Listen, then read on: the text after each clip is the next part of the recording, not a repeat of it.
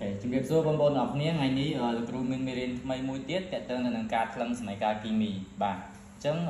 តោះកុំឲ្យខាត់ពេលយូរយើងមកនាំគ្នាមើលទៅលើdiagram រូបភាពនេះទាំងអស់គ្នាណាបាទអញ្ចឹងរូបភាពនេះលោកគ្រូតាំងឲ្យដូចជាដងក្តារមួយអញ្ចឹងណាបាទអញ្ចឹងមានន័យថានៅខាងឆ្វេងនៃដងក្តារនេះមកខាងផ្នែកខាងឆ្វេងនេះយើងឃើញថាមានអាតូម hydrogen ទាំងអស់4បើយើងគិតអំពី molecule វិញគឺមានអាតូម hydrogen 2 molecule សម្រាប់ឯខាងនេះវិញគឺមានអាតូមអុកស៊ីហ្សែនចំនួន2តែបើសិនជាយើងគិតវិញគឺ1 molecule បាទហើយនៅខាងនោះវិញគឺមាន molecule ទឹកចំនួន2បាទអញ្ចឹងប៉ុន្តែបើសិនជាយើងរាប់ចំនួនមកវាទៅយើងឃើញថាអាតូម hydrogen នៅអង្គខាងឆ្វេងនិងអាតូម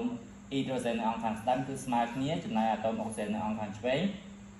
ហើយនឹងអាតូមអុកស៊ីហ្សែននៅអង្គខាងស្ដាំក៏ស្មើគ្នាដែរបាទអញ្ចឹងមកបែកខាងនេះមកបែកខាងនេះបាទមកខាងឆ្វេងខាងនេះគឺជាអង្គធាតុប្រតិករសម្រាប់ខាងនោះវិញគឺជាអង្គធាតុកកើតបាទអញ្ចឹងការថ្លឹងសម័យកាលគីមីគឺគេថ្លឹងយ៉ាងណាដើម្បីឲ្យចំនួនអាតូមនិងប្រភេទអាតូមសងខាងគឺមានចំនួនស្មើ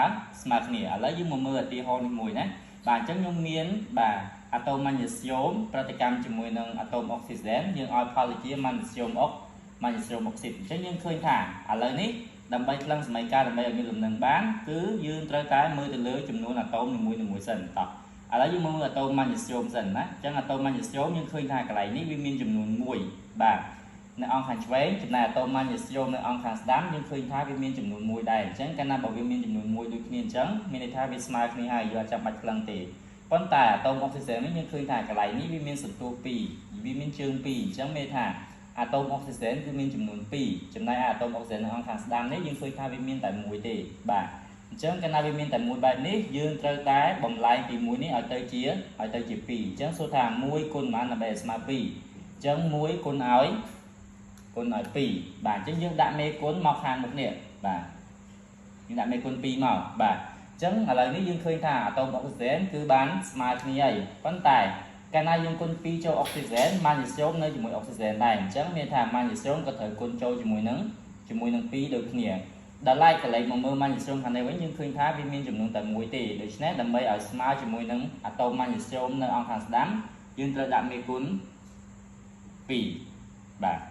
តោះឥឡូវយើងមកចូលមកមើលឧទាហរណ៍ខាងក្រោមមួយទៀតយើងមានអាលុយមីញ៉ូមប្រតិកម្មជាមួយនឹងអុកស៊ីហ្សែនឲ្យផលទៅជាអាលុយមីញ៉ូមអុកស៊ីហ្សែនយើងហៅថាអាលុយមីនតោះហើយយើងមើលអាតូមអាលុយមីញ៉ូមនៅអង្គខាងឆ្វេងនេះគឺមានចំនួន1ចំណែកអាតូមអាលុយមីញ៉ូមនៅអង្គខាងស្ដាំមានចំនួន2អញ្ចឹងយើងត្រូវបំលែងពី1ទៅជា2បាទអញ្ចឹង1គុណប៉ុន្មានដើម្បីស្មើ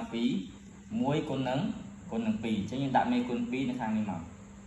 បាទអញ្ចឹងអាតូមអាលុយមីញ៉ូមគឺស្មើគ្នាឥឡូវយើងមើលអាតូមអុកស៊ីហ្សែនតោះអាតូមអុកស៊ីហ្សែនកន្លែងនេះ2អាតូមអុកស៊ីហ្សែនកន្លែងនេះ3អញ្ចឹងសួរថាតើយើងធ្វើម៉េចដើម្បីឲ្យ2នេះបាទស្មើ3តើយើងអាចគុណប៉ុន្មានដើម្បីឲ្យ2នេះទៅស្មើ3បានទេអាចគុណបានអត់បាទអញ្ចឹងយើងឃើញថាវាអត់មានអីដែលអាច2ទៅគុណឲ្យស្មើ3បានទេប៉ុន្តែយើងអាចគុណបែបនេះយើងអាចតម្រូវ2បាទអញ្ចឹងយើងឃើញថា2នេះយើងអាចគុណ3ដើម្បីឲ្យស្មើទៅជា6ចំណែកឯ3ក៏អាចគុណជាមួយនឹង2ដើម្បីឲ្យស្មើ6បាទអញ្ចឹងកន្លែងនេះខ្ញុំដាក់មេគុណ2នៅខាងមុខបាទអញ្ចឹង2 3 2ដង6បាទយើងមើលអាតូមអូអានេះមាន2អញ្ចឹងខ្ញុំគុណថែមប៉ុន្មាន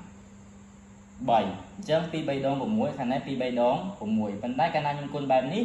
អាតូមអាលុយមីញ៉ូមវាឡើង4ដោយសារតែវាមានជើង2អញ្ចឹង2 2ដង4ចំណែកខាងនេះមិញខ្ញុំដាក់2មែនទេបាទអញ្ចឹងខ្ញុំត្រូវតម្លើងពី2ទៅ4បាទអញ្ចឹងមានថាអាតូមអាលុយមីញ៉ូម